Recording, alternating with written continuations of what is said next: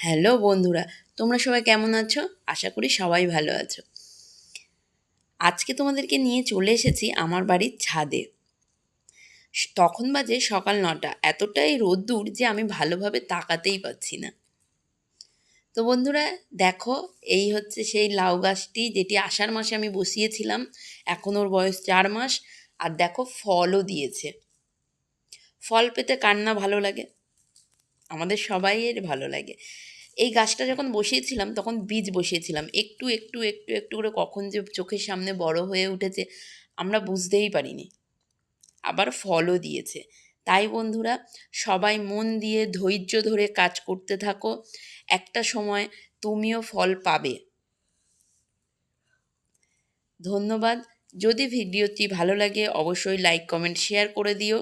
অনেক অনেক ধন্যবাদ। আমার সমস্ত বন্ধুদের শুভকামনা রইল সবার জন্য।